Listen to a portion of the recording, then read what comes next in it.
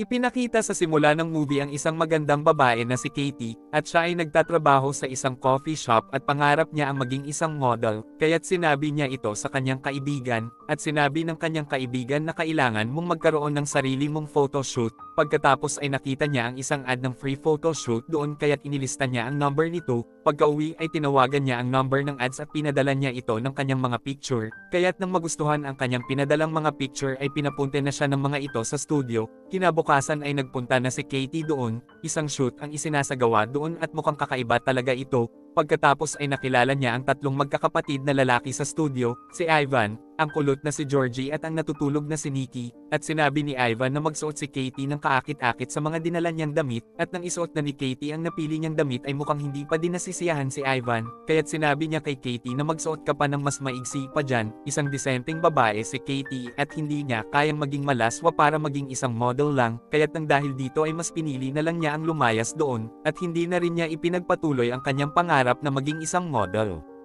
Kinabukasan pagkagaling niyang mag-jogging ay biglang may kumatok sa kanyang pinto, at ito pala ay si Georgie na nasa studio. Ibinigay sa kanya nito ang isang USB na naglalaman ng kanyang mga kinuha ng picture kahapon. Sinabi niya na hindi ko na kailangan yan, huwag kang mag-alala dahil binura na namin yung mga picture mo para hindi ka na magalit, kaya't kinuha na ni Katie ang USB at pumasok. Kinagabihan ay makikita natin na tinitingnan ni Georgie ang picture ni Katie sa isang madilim na kwarto, at hindi pa din pala niya binubura ang mga ito sa USB. Samantala ay lumabas si Katie sa apartment upang magtapon ng kanyang mga basura, at hindi niya alam na palihim na pumasok si Georgie sa kanyang kwarto, at pagbalik ay natulog na siya sa kanyang kama, at nang magising ay laking gulat niya nang makita niya si Georgie na kinukuhanan siya nito ng picture, kaya't agad niyang pinatamaan ito ng taser sa muka at agad na nagtatakbo at nagsisigaw, ngunit biglang tinekpan ni Georgie ang kanyang bibig, kinaladkad, tinadyakan at pinag-uumpog sa sahig, at pagkatapos ay binusalan siya nito sa kanyang bibig at binembang. Nang marinig ang mga sigaw ni Katie kaya't pumasok ang kanyang kapitbahay doon, ngunit bigla itong pinagsasaksak ni Georgie ng ilang beses hanggang sa mamatay.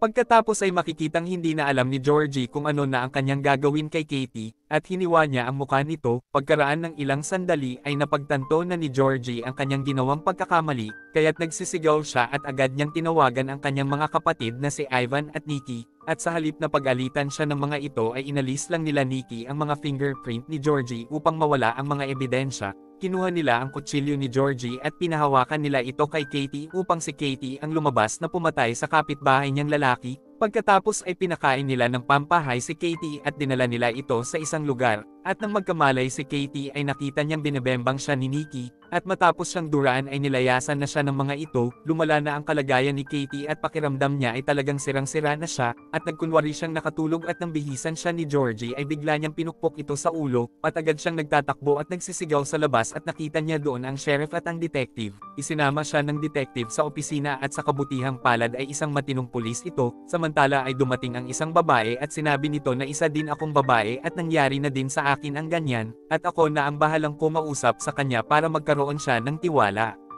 Kaya't dahil dito ay pinayagan na siya ng detective, at nang makuha na ang tiwala ni Katie ay isinakay na niya ito sa kanyang kotse. Sinabi ni Katie sa kanya na gusto kong pumunta sa American Embassy. Sinabi ng babae na huwag kang mag-alala at may tinawagan ito sa cellphone. Uuwi lang tayo sa bahay at pagkatapos ay pupunta ka na sa American Embassy. At nagtiwala naman si Katie sa kanya. Pagka-uwi sa bahay ng babaeng iyon ay laking gulat niya nang dalhin siya nito sa isang basement kung saan siya ikinulong ng 3, at ang babae palang iyon ang ina nila Ivan. Pagkatapos ay kinaladkad siya ni Ivan at dinuran naman siya ng babae sa kanyang muka. Pagkatapos ay dumating din doon ang ama nila Ivan, at pinahirapan siya nito sa pamamagitan ng pagkuryente sa lahat ng bahagi at maselang parte ng kanyang katawan, at pagkatapos ay binembang din siya nito, at makikita naman natin ang ina nila Ivan na umiiyak pagkapatugtog nito ng music, at malalaman natin dito na napipilitin din pala siyang gawin ang mga bagay na ito, dahil kontrolado siya ng ama nila Ivan na umabuso sa kanya noon kaya't ipinanganak niya si Georgie. Ibig sabihin na stepbrother lang nila Ivan si Georgie, at makikitang sobrang lumala na talaga ang kalagayan ni Katie,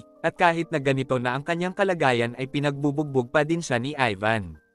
Pagkatapos ay naghukay sila Ivan at inilak nila si Katie sa loob ng isang kahon at inilibing nila ito sa kanilang hinukay, at sa kabutihang palad ay mayroong isang malaking bato sa hukay, kaya't bumagsak ang kahon sa ilalim ng basement sa may imburnal. Nang dahil sa bigat nito, bumukas ang kahon at agad na lumabas si Katie, at nagkaroon siya ng lakas ng loob dahil nalaman niya na bumagsak pala siya sa imburnal, inihaw at kinain niya ang isang kalapating di makalipad upang lumakas siya at gumaling, at nang buksan niya ang isang pinto doon ay nakita niya ang isang altar ng simbahan, at nakita din niya ang isang pari, at mabait siyang kinausap nito nang makita ang kanyang nakakaawang kalagayan, at binigyan siya nito ng mga damit at mga pagkain, at alam niya na sa ngayon ay hindi nagtitiwala si Katie, kaya't hindi na muna niya kinausap ito at hinayaan niyang umalis. Lumabas na si Katie ngunit pumasok ulit siya sa loob ng simbahan, at sinabi ng pari na, "Anak, gusto mo ba na tumawag ako ng pulis upang matulungan kanila?" Ngunit tumanggi si Katie at iniwang nakabukas ang isang verse sa Bible, na may nakasulat na, "Sa akin ang paghihiganti." Pagkatapos ay pumasok na si Katie sa bahay nila Ivan at nagnakaw siya ng mga pera.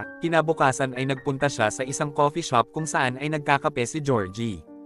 At sa pagtataka nitong buhay pa siya kaya't hinabol siya nito hanggang sa imburnal, at pagkapasok ni Georgie ay agad niyang binigti ito ng isang lubid sa leeg, at matapos itali ay pinahirapan niya ito at hiniwa sa mukha gaya ng ginawa nito sa kanya. Pagkatapos ay pinaghihiwa din niya ang tiyan at hita nito at nilagyan ng bulok na delata upang maimpeksyon. Pagkatapos ay pumunta siya sa isang bar kung saan ay nilunod niya sa isang inodoro na may laman ang lasing na siniki hanggang sa mamatay, at pagkatapos ay nagpakita siya sa simbahan kung saan nagsisimba ang ama nila Ivan. Nagpahabol siya sa imburnal at pagkatapos ay hinampas niya ng bato ang ulo nito, at makikitang kinuryent din niya ito sa hotdog at itlog gaya ng ginawa nito sa kanya. Pagkatapos ay nilagyan niya ito ng malaking electrical wire sa bibig at kinuryente niya ito ng napakalakas hanggang sa masunog at mamatay. Pagkatapos ay kinuhanan niya ng picture si Georgie dahil gusto niyang makaganti sa ina nito, at pagpunta ng ina nila Georgie sa basement ay itinulak ni Katie ito sa kahon kung saan siya kinulong nila Ivan, at pinagpupukpok niya ng tikip ng kahon ang ulo nito ng ilang beses kaya't nawalan ito ng malay.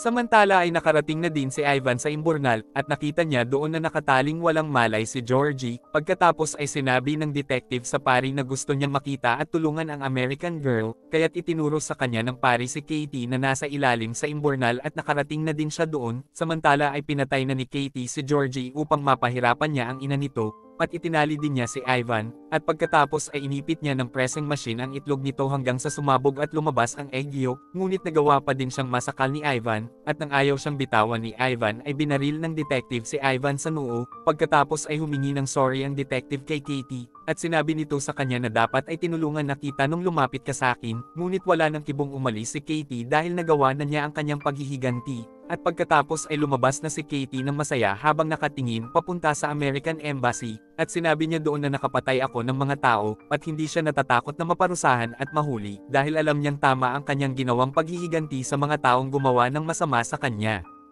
At dito na po nagtatapos ang ating movie. Mag-subscribe ka na po Lods para sa magagandang mga movie na katulad nito. Maraming salamat po sa iyong panunood at pagsuporta. Ingat po palagi Lods. God bless.